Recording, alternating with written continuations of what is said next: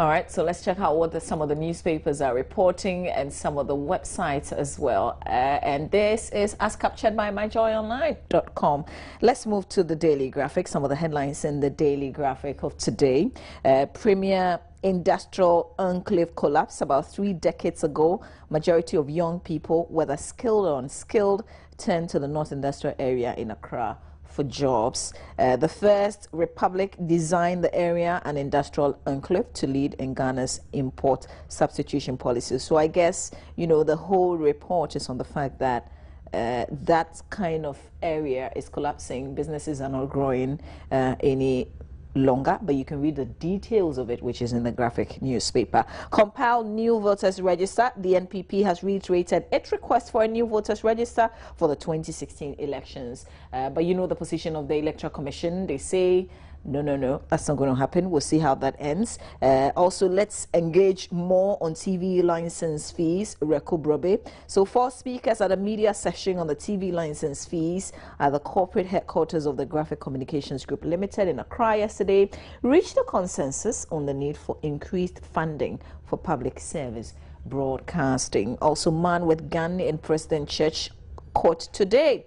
The 36-year-old man who was arrested for wielding a loaded and cocked pistol in a church building will be put before court today. How about the talks that he didn't sound like he was mentally correct and all that? We'll see how things play out in court later this morning. That's a story we'll definitely be following up for you. Let's get into the Finder now, see some of the headlines. Foreigners shun Ghana. Arrivals dropped by 48,449 in 2014. Story says that Ghana recorded about 10% drop in the number of foreign nationals that visited the country in 2014 compared to the number in 2013 as a result of the Ebola scare and the rolling power cuts, popularly called Dumso. Isn't that a bit obvious? Yeah. But even this number, it's big enough. Hopefully Dumsa will end and we'll start going up with visitors coming into the country again. Fish farming in limbo with 5 months left to enter 2016. Government's ambitious plan to boost fish production from 10,200 tons in 2010 to some 100,000 tons in 2016 is far from being achieved. If you want to know the level where we are, I guess you can catch up with the rest of the story in the paper. Contractor abandons SHS projects. Also, government to pay junior doctors Wednesday. Detailed report on this one we brought you in our AM News. Let's move on to the Today newspaper. PPP here's Supreme Court reasons today. So the Supreme Court is expected today to give reasons for dismissing the suit brought by the PPP against the government over the implementation of free compulsory universal basic education.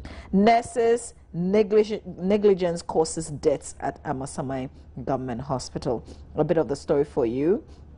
And it says that nurses at the Amasaman Government Hospital in the West municipality of the Greater Accra region have been accused of negligence and dereliction of duty, leading to the death of 2 persons who were taken to the facility for medical care. The BNF team has government bows to doctors' pressure. That's one of its headlines. Also, GOIL must help beat down prices. ASAP seem to be saying, and banks increase loans to trotro drivers.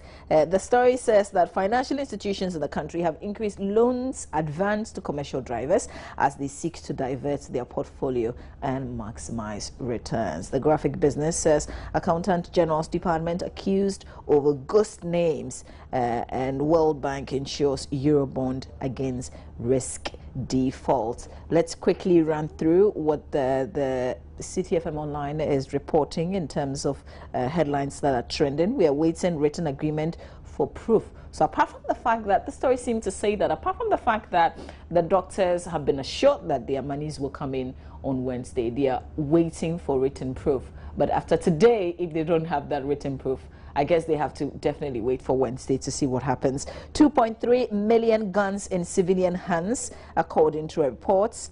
And court throws out KJDR traders injunction case. That story also here.